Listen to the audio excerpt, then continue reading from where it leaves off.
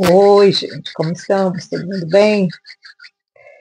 Então, estamos aqui para mais uma leitura, né, do livro de Levíticos. Estamos caminhando, por esses conhecimentos, né, aprofundando o nosso conhecimento, né, principalmente com relação às coisas que nós pensamos que não tem problema, né, a gente vai relevando, né, gente, e a gente o Eterno não trabalha assim, não. Não é, não, com o Eterno não tem jeitinho brasileiro, não, viu, gente? Eu, eu sinto muito avisar para vocês, mas com o Eterno o trem é preto no branco, ou é sim, sim, não, não. Nós estamos passando por algumas coisas que nós estamos percebendo, né? Ai, ai, a gente fica lembrando das coisas, né, gente? Por exemplo, quando nós falamos, né, sobre os pecados ocultos, coisas que a gente faz quando é criança, que a gente faz na adolescência, né, que a gente não tem consciência, né, do que está fazendo. Eu me lembrei hoje, eu estava limpando ali o quintal da frente, eu tenho um pé de figo, né? Aí estava caindo uns figos lá de cima, dos que maduraram e os esquilos e os passarinhos ainda não comeram, aí eles estão caindo, né? Aí eu lembrei de uma das coisas que é uma das tradições de Israel, uma das coisas que o Eterno também falava, sobre, por exemplo, o que é uma coisa que a gente pensa que não sabe, que é roubo, né? Por exemplo, quando a gente é menino, a gente pulava o muro para roubar manga na casa dos outros, né? Pois é. Segundo o judaísmo, a fruta que está no chão você pode pegar, porque é a natureza que caiu e está dando para quem estiver passando pegar. Mas se você for na árvore e pegar da árvore e tirar da árvore, aí é roubo, entendeu? Aí já é um pecado. Uma outra coisa que era pecado também em Israel, e a gente vai chegar nesse ponto ainda, não chegamos ainda não, mas eu só vou antecipar também como um dos pecados que a gente nem pensa que é. Lembra de quando a Ruth e a Noemi chegaram na terra de Canaã de novo, de volta, e a Noemi falou para ela, na época da ceifa, para ir e procurar um campo em que estivessem ceifando para ela pegar os restolhos. É. Essa, havia dois jeitos de se pecar ali. O povo pecar roubando do que já tinha sido colhido, era um pecado, ou também do dono da terra, poderia pecar também indo buscar o restolho, porque a palavra do Eterno falava: quando você for fazer a cega, o que ficar para trás, o que cair quando você colher, fica na terra que é para o pobre, que não tem condições. Aí ele vai lá e pega o restolho daquilo que foi colhido, e para que ele tenha também um alimento. Se o dono da terra mandasse o servo colher o restolho, o dono da terra estava pecando. Porque aí o dono da terra estava sendo egoísta. Estava sendo egoísta. Queria demais. E não deixando para o pobre. Aí é que a palavra fala que você está roubando o pobre e a viúva. Porque o que fica do restolho, o que cai quando você cega, é para o pobre. Entendeu esses detalhes? Pois é. E cá estamos nós para aprender mais um pouquinho. Vamos lá, capítulo 7 do livro de Levítico, gente. Não fica com medo, não. Ah, uma outra coisa, antes de ler o capítulo 7, nós temos um grupo no WhatsApp, tá? Eu estou deixando, de vez em quando eu coloco no vídeo, no final, nos comentários, eu coloco, o primeiro comentário ali é o nosso WhatsApp. Se você quiser participar desse WhatsApp, eu só mando mensagem uma vez no dia, às vezes nem mando. Ou eu estou compartilhando um dos livros da Bíblia cantado, eu escolho aqueles mais pequenos para não cansar todo mundo, ninguém, né? Então eu já compartilhei João 1, João 2, falta sair ainda o João 3, ainda não saiu. É uma delícia de ouvir, gente, muito gostoso. Você chora um pouquinho, viu? Porque é muito interessante você sentir o que ele sentiu. Não é fácil. E também pedidos de oração. Ontem eu coloquei um pedido de oração por uma menina que está com câncer no pulmão. Ela tem 45 anos, é mãe de dois, de um já rapaz e um adolescente com problema,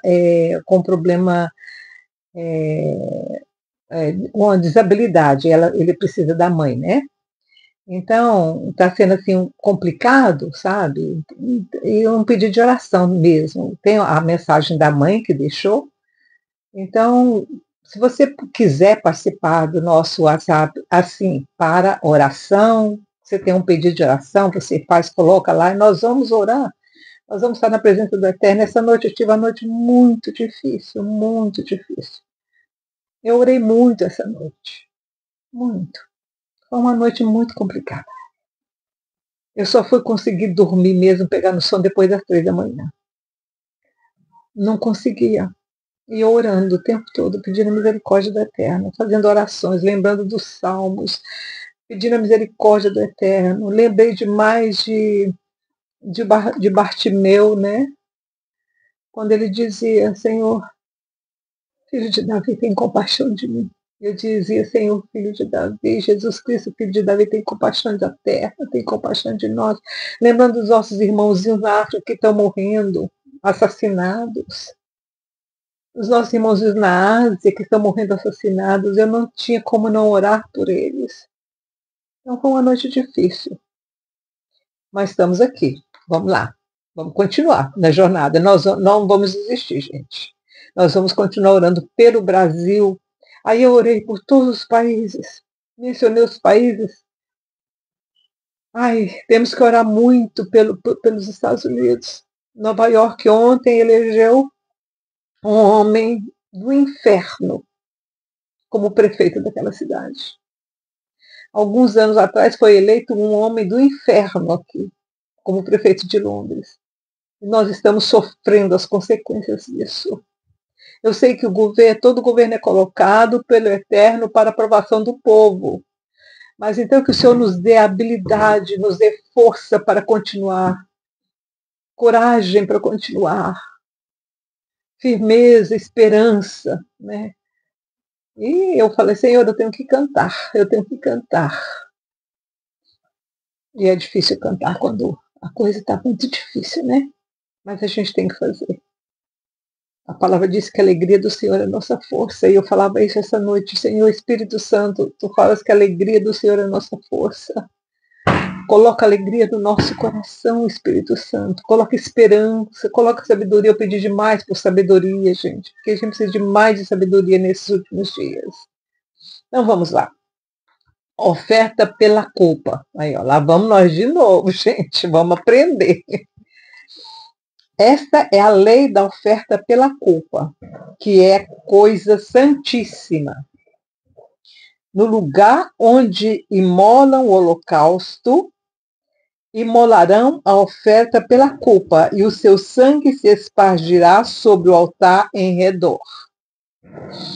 Dela se oferecerá toda a sua gordura, a cauda e a gordura de sobre a fressura, ambos os rins e a gordura que está sobre eles, junto aos lombos e o redenho sobre o fígado, juntamente com os rins se tirará. Eu fico impressionada com isso. Ele precisava ser um butcher mesmo, né? Ser um açougueiro. Eles deviam ser exímios açougueiros, né, gente, para saber onde é que está essas coisas tudo dentro do animal. E tirar exatamente aquilo que o senhor estava pedindo, para não tirar nada que não pudesse ser tirado. Toda gordura tinha que ser tirada. Já pensou? O sacerdote o queimará sobre o altar em oferta queimada ao Senhor, é oferta pela culpa. Todo varão entre os sacerdotes o comerá, mas no lugar santo se comerá, é coisa santíssima. Como oferta pelo pecado, assim será oferta pela culpa. Uma mesma lei haverá para elas. A vítima pertencerá a vítima, quer dizer, o que sobrar, né? Pertencerá ao sacerdote que com ela fizer a expiação.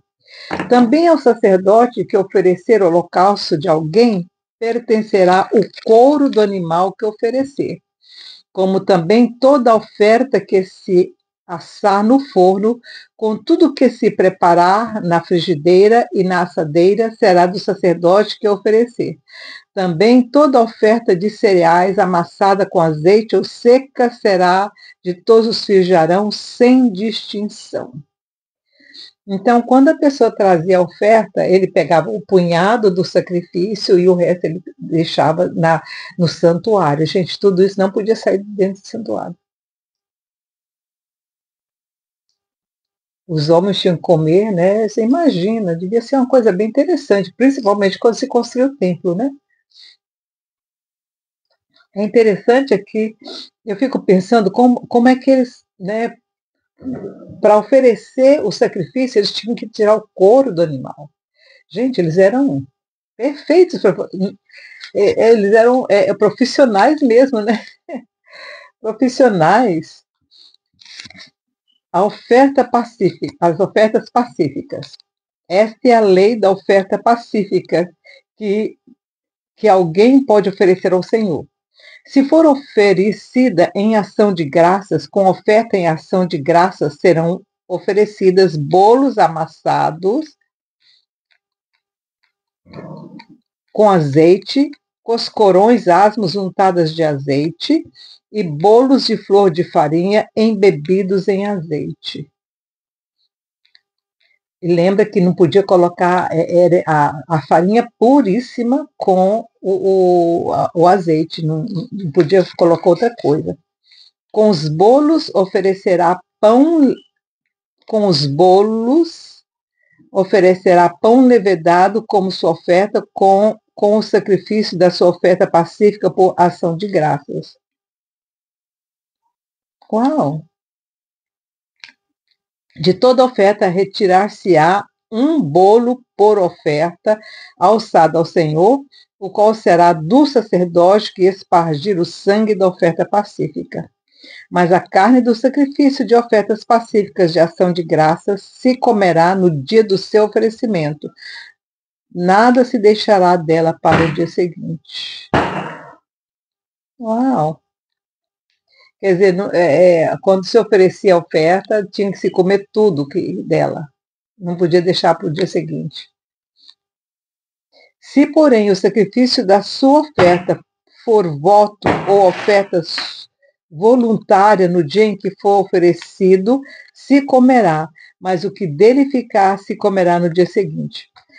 Interessante, né? Quer dizer, a oferta que era pelo pecado, a oferta que era pela a oferta pacífica, aí não podia sobrar para outro dia. Mas se for de voto, ou uma oferta, uma pessoa falou assim, não, eu quero oferecer para o Senhor hoje uma coisa. Não tem motivo nenhum, só de gratidão. Aí esse aí podia ser deixado para outro dia. O que ainda restar da carne do sacrifício ao terceiro dia será queimado no fogo. Então pode ser 2 dias, mas não o terceiro dia. O terceiro dia teria que ser queimado.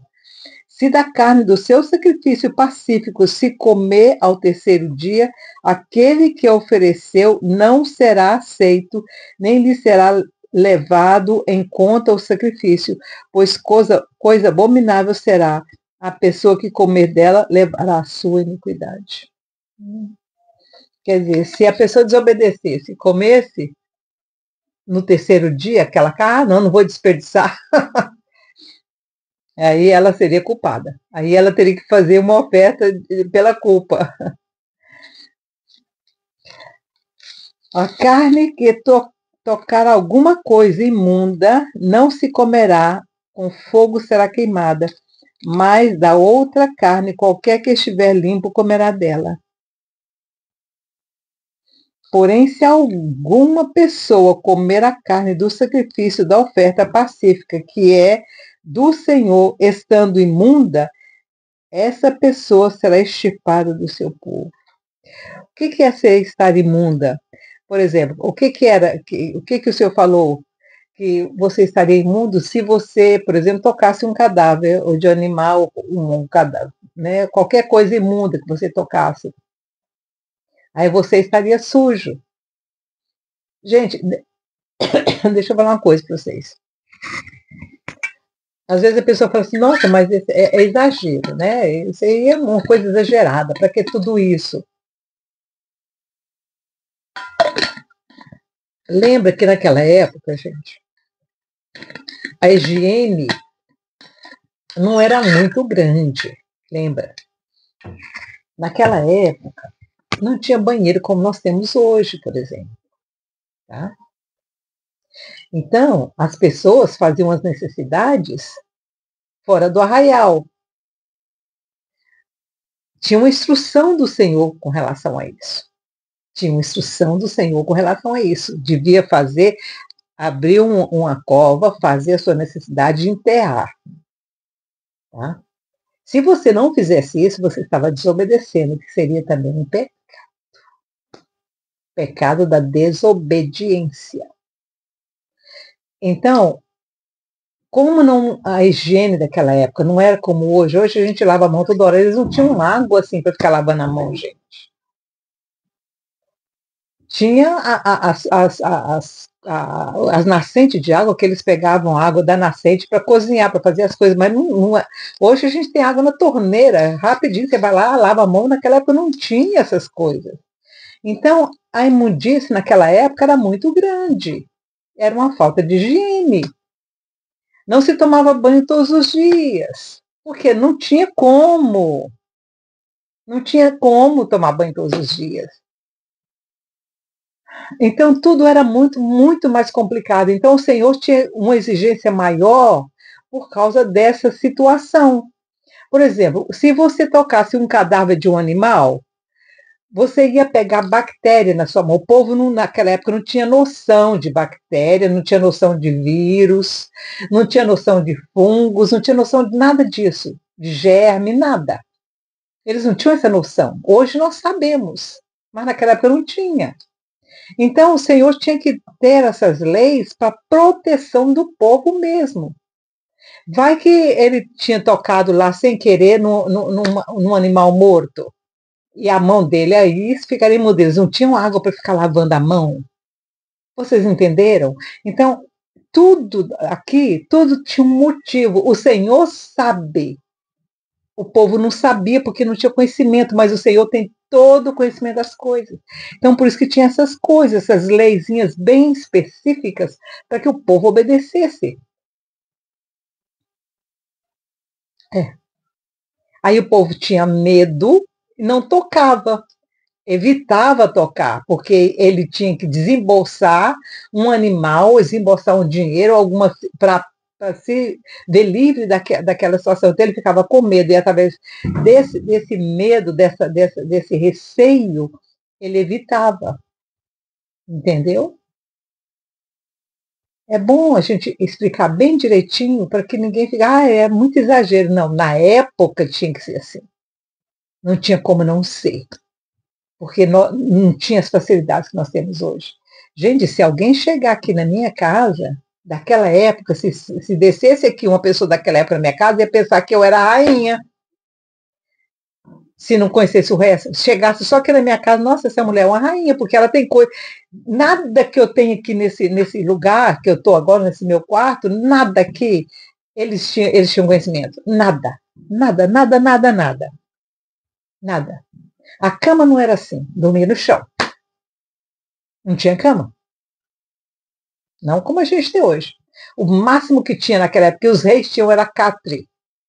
O catre que era forrado com pele de animal, para ele deitar. Era assim. Esse mundo de coisas, coisas assim, esse só rico que tinha. Hoje todo mundo tem. A realidade daquela época era 1000% diferente da nossa realidade hoje. Não tem nada a ver. Nada a ver. Por isso que aqui as leis eram tão restritas e diretas e certas está me fugindo da palavra, assim, parece que exagerado, né? Mas não era, por causa da situação da época. Tá? Por isso que fala aqui, versículo 19, a carne que tocar alguma coisa imunda não se comerá. Por quê? Porque a carne está contaminada com bactéria e com vírus, que eles não sabiam que existia. E como é que o Eterno ia falar para eles que tinha vírus e bactérias? Ele vai falar assim, é doido, a gente não está enxergando nada, porque a gente não enxerga bactéria nem vírus. Eles são tão pequenininhos que você não vê. Aí você pensa, pô, mas uma coisa tão pequenininha vai me matar? Mata. Ah, mata, nós sabemos aí, ó. O Covid, né? O Covid é... nem no microscópio você enxerga um Covid, um daqueles bichinhos. E ele te mata. Entendeu por quê? Com fogo será queimada. Porque o fogo mata bactéria, mata vírus.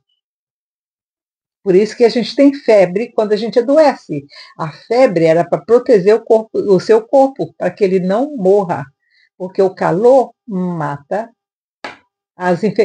os agentes de infecção.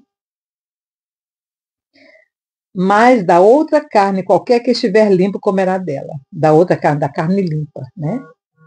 Porém, se alguma pessoa comer carne do sacrifício da oferta pacífica, que é do Senhor, estando imunda, essa pessoa será extirpada do meu povo, porque desobedeceu.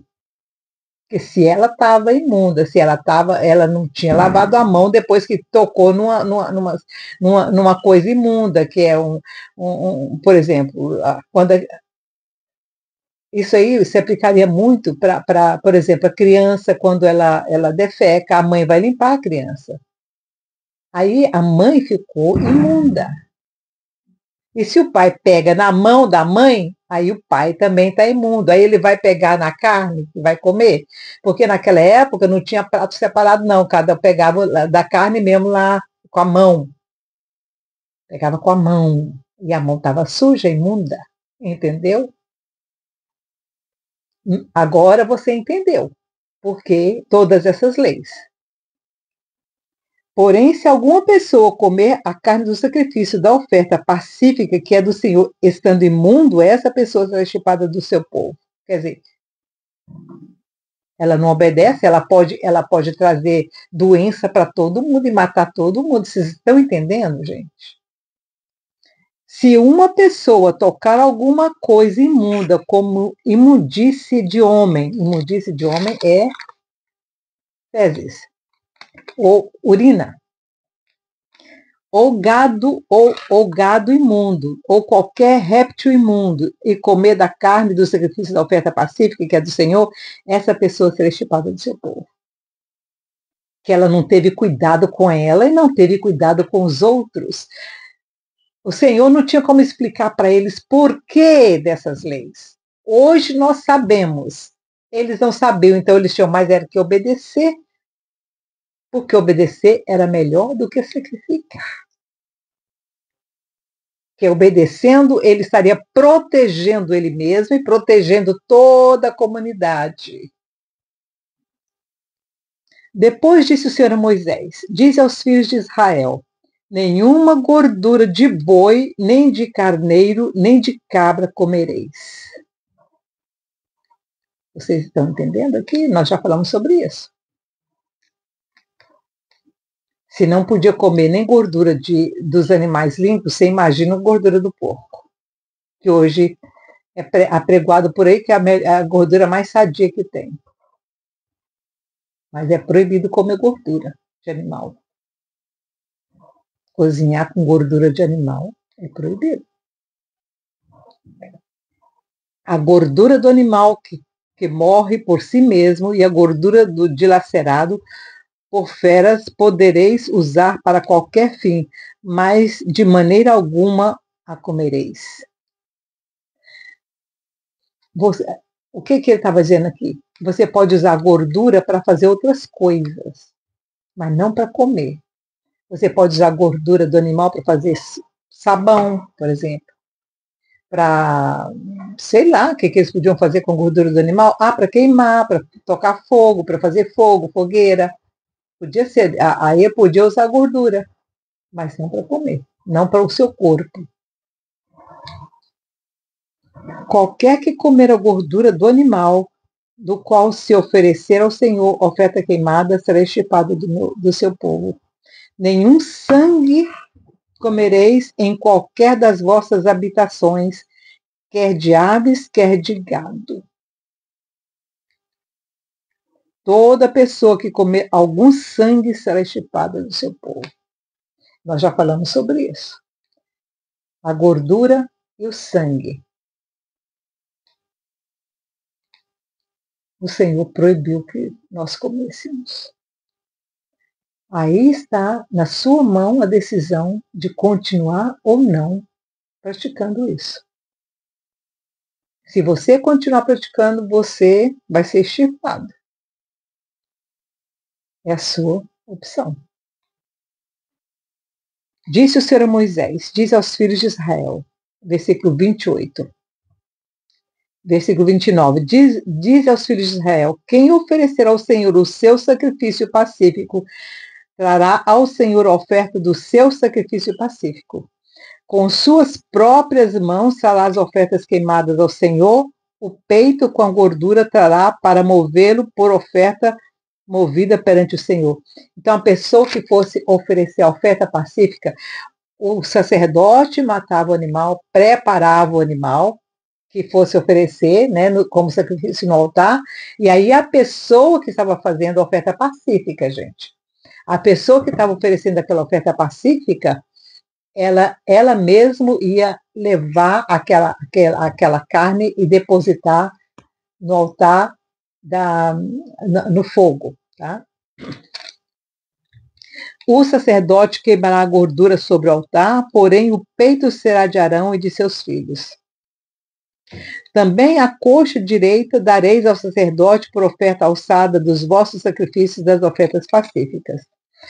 Isso aqui, você viu que o Senhor falou que era a coxa direita. A coxa direita era do sacerdote, mas a esquerda era para ser queimada ou para ser comida, pelo quem estava oferecendo o sacrifício. Aí o que os filhos de Eli faziam? Lembra dos filhos de Eli? Eles estavam roubando toda a carne. Não era só a coxa direita, não. Eles pegavam toda a carne e não deixavam a carne para quem estava fazendo o sacrifício. Aí o Senhor, isso foi mal aos olhos do Senhor, porque o Senhor já tinha especificado o que era do sacerdote, o que era dos levitas. Aqueles entre os filhos de Arão que ofereceram o sangue do sacrifício da oferta pacífica e a gordura, esse terá a coxa direita por sua porção. Então a porção era de quem fazia o sacrifício, de quem estava dirigindo o sacrifício. O sacerdote ou o levita que estivesse fazendo aquele sacrifício, ele levaria aquela oferta.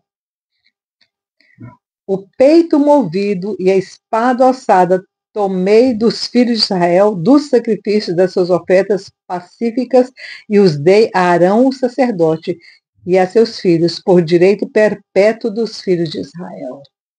Então tinha a parte que era dos levitas, que era a coxa, e tinha a parte que era de Arão e dos filhos do sacerdote. A casa de Arão, a casa do sacerdote principal, levaria então o peito movido a espada alçada. Quer dizer, a parte do peito do animal seria de Arão ou do sacerdote que tivesse e da família do sacerdote. Agora, a coxa direita era para os levitas, aqueles que atendiam no templo. Esta é a porção de Arão e a porção de seus filhos das ofertas queimadas ao Senhor no dia em que os apresentou para administrar o sacerdócio ao Senhor. No dia em que foram ungidos, ordenou o Senhor que lhes desse essa porção dentre os filhos de Israel, como estatuto perpétuo pelas suas gerações. Esta é a lei do holocausto, da oferta de cereais, da oferta pelo pecado, da oferta pela culpa, da oferta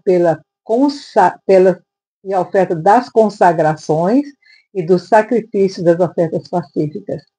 As ofertas das consagrações era, por exemplo, quando eu queria consagrar um filho ao Senhor, ou quando eu ia me casar, ou ia haver um casamento e queria consagrar aquele casal.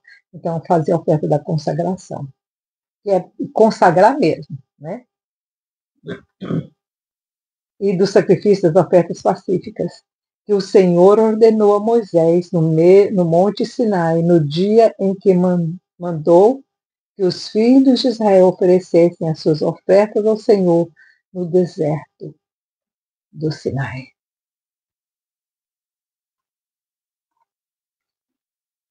Ai, e aí terminou o capítulo 7. Nós vimos muita coisa, né, gente? Nós já vimos muita coisa. Muito aprendizado. Muito aprendizado. Eu vou ficar por aqui. Vocês fiquem na paz e na bênção do Eterno. Orem por nós, orem pelo Brasil, orem pelos nossos irmãos na Índia, orem pelos nossos irmãos dos países asiáticos, dos países da África, que estão sofrendo muito, gente. Eles estão sendo perseguidos. Vamos orar por eles. Vamos orar para que os nossos países, né, o Brasil aqui, a Inglaterra, a Europa, os Estados Unidos, o Canadá, a Austrália, não caia nesse engodo. Eu sei que isso vai ser inevitável antes da volta do Eterno, da volta de Jesus de Nazaré. Eu sei que isso vai acontecer, nós vamos passar por tribulações e tudo, mas vamos orar que o Senhor nos dê então graça, né, para começar a suportar todas essas coisas. Que o Senhor te abençoe e te guarde, tenha uma boa noite no Brasil, um bom dia amanhã, e a gente vai se falando. Tchau, tchau.